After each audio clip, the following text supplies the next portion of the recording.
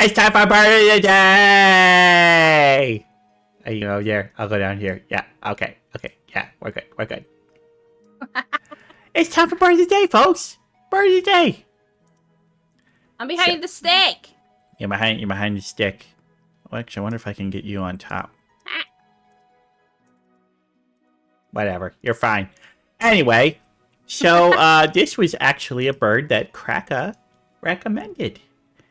And Yes. I looked it up and I'm like, oh, that bird has got some top tier eyebrows. Yes. I like this bird. So what's a bird that's got top tier eyebrows? Well, we're talking about the black grouse. Look at those fellas. Look at those tails. Look at those eyebrows. That's amazing. Amazing. Some sassy boys. Sassy boys. These two are standing here. Two little badasses. Probably both males because they got those bright red elbows. It's elbows? Yeah. Eyebrows. No, they don't have red elbows. They do not have red elbows. No. Their elbows are covered in black feathers, as we can see there. So the black grouse. Well, let's find out a little bit more about the black grouse. Well, they're kind of big birds. Well, if you look at the bottom, you see they're in the order Galliforms, which means they are fowl. Part of the land fowl. And that's going to include your pheasants, your chickens, your turkeys, all those types of birds. But they are in the Phasianidae family, which puts them as a type of pheasant. They are a type of pheasant. And, yeah, so their size, they are about the size of a chicken, being 18 to 24 inches long, which is about 40 to 58 centimeters. 25 to 31.5 inch wingspan, which is actually pretty good for a Galliform. It's compared to body size, that's one of the bigger wingspans compared to body sizes. And weighing about 1.6 to 2.7 pounds, so that's, yeah, average is about a kilogram.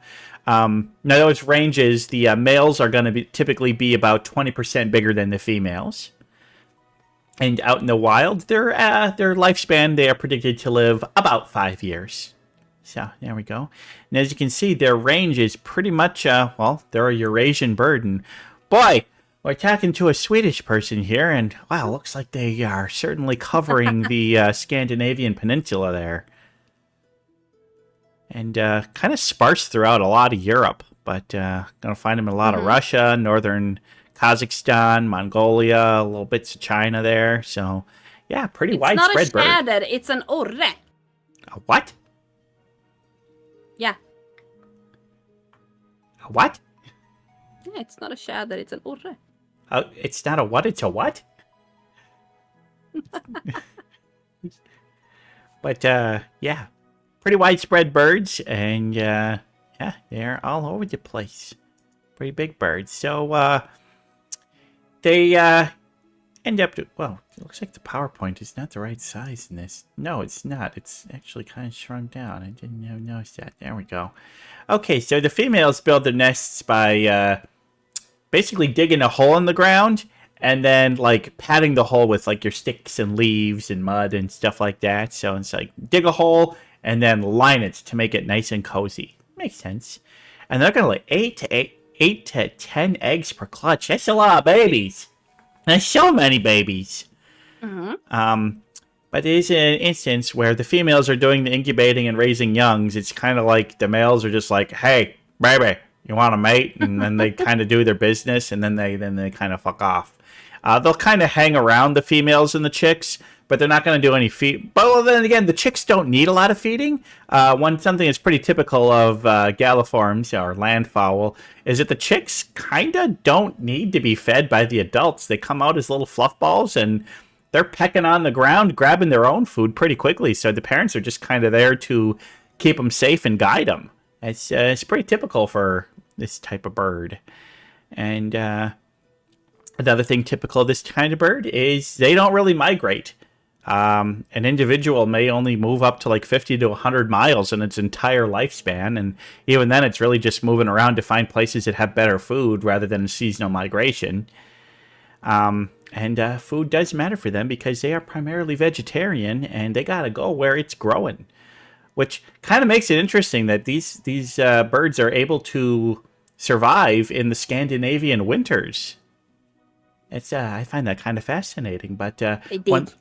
one thing that they do eat is they've been known to eat like pine cones and stuff like that. So they can eat stuff that grows on evergreen trees and still get enough sustenance to get through those winters. But boy, I wouldn't want to get through those winters. That sounds miserable.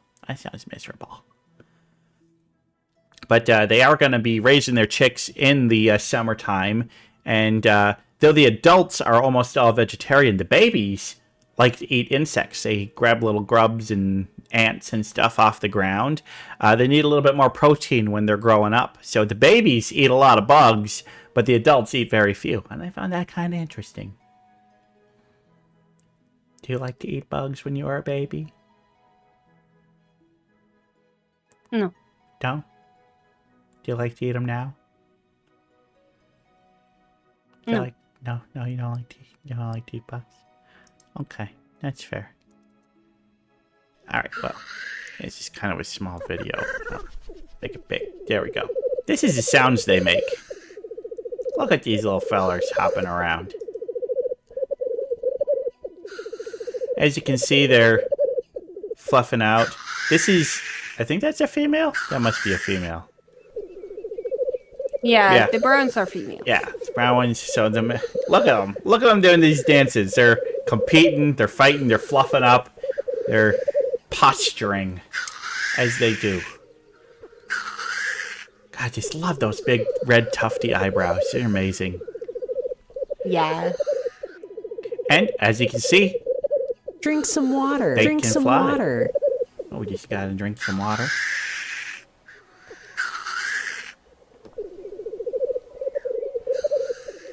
So yeah, that's what they sound like. That's what they look like. Pretty cool birds. Pretty cool birds. So now these birds are quite common, and turns out they are a favorite target of hunters. They are a game bird, which makes them a type of partridge, because it turns out that a partridge is just a galliform that people hunt. It's just the definition of a partridge. You ever hunted one? You ever grabbed one and cooked it up? You ever hunted a grouse? No. You ever eaten a grouse? Actually, no. They're not very common to eat here. We see them a lot, but we don't eat them. Okay. But yeah. Compared to most other land fowl, they're actually pretty strong flyers and can fly long distances, up to like 50 miles in a day, which is not bad for a land fowl. It's pretty good. Like I said, they don't migrate, but they will fly that far in order to find food, whatever they got to do. And yeah, the red eyebrows, that's part of their mating displays. You saw them dancing around. They fluff up their big tail feathers, their eyebrows, and make the call. And it's all about looking good for the ladies. Because, I mean, come on. That's what a bird's got to do. I mean, not a crow. They are pretty, so I get it. They are very pretty. Yeah, very pretty. Yes. But yeah, they are used quite a bit in culture. So on the right there, you see there's a brand of blended Scotch whiskey called the Famous Grouse. Has them on it. Looks good. I want to try it. Never tried it. I want to try it. Give me some whiskey. Give me some bird whiskey. I want the bird whiskey. But their tail feathers have been long used in ceremonial military dress in Scotland. They put them on their helmets and stuff like that. So it's just like the Scots like the grouse. And there's a city in Finland that has the grouse on their coat of arms, and is Tusniemi? Tusniemi. Okay, I wasn't too bad on my pronunciation there. Yeah, good. But yeah, they are a widespread bird, and their population estimate says that there could be as many as 40 million of them out there. There's not a firm count, because it's hard to count birds. But yeah, least concern, no real population declines. They're everywhere. They're doing just fine. So that's good. That's good. Popular bird, and I can see why they are a bird that you would put on your coat of arms or bottle of whiskey. I would. I mean, they're cool. They are cool. They're very cool. So, yeah, my thoughts on them. I like them. You know, I like these cool little chicken guys with the bright red eyebrows. They're cute. They're fun. They're kind of funny looking. I think their expression with the eyebrows, I think it's kind of funny. I think it's a little goofy. But yeah, they behave. I mean, are they the smartest bird? No. Landfowl are not known for being intelligent, but you know what? They're funny, goofy little guys. They're fun. Yeah, I like them. What do you think, Corvy? I think they are chunks. They're cute. When you see them in person, they are bigger than you think, and you can get a little scared. But they're cousins, which are, I think in Sweden we call them tjäder. I don't know what the English word is. Let me check. Well, I know I've covered another type of grouse that is white, and they also have amazing eyebrows. Oh, no. They're... What the fuck? Tjäder. Let me check. And what the... How do you pronounce that? Capercaillie? How do you spell it? Capercaillie. Wait, Caperci. Wait, let me send it to you. Yeah, just write it out. The western... This. Western capercaillie? Capercaillie? A wood grouse, heathercock, cock of the woods. The cock of the woods. That cock of the woods. I mean, not as cool as the cock of the rock, but yeah. A wood grouse would be the common English name. We just call it a wood grouse. Yeah, I see them. They kind of look like a cross between a chicken and a turkey. Yeah, it's a little pheasant in there. Yeah, they're cute. Maybe I'll cover them someday. It's basically their bigger version or their bigger cousin. We also have them in the Swedish forests. They are even bigger. They're similar looking. Sometimes when you see a black grouse from afar and you think it's that, you get terrified because the wood grouse or cock of the woods or whatever, they are fucking massive, and you get taught as kids, if you see a big black bird in the woods, to run, because in the spring when they do their mating fight, they are dangerous. So, well, and they are males, so yes, you've heard it first, folks. Stay away from the big black cock. Yes, because do not let a big black cock come at you. Especially if they got a big red tip on the top of their heads. You don't want to mess with that big black cock. The cock of the woods also have the red eyebrows, and they fight in the air, which is terrifying because you see them above the trees fucking fighting in the air. Nice. It's terrifying. Beware the BBC, exactly. Yes, awesome. But I like them, and they have nice looking tail feathers. They do have wonderful tails. I can see why the Scottish use them. Yes, a very elegant curvature. It's very beautiful.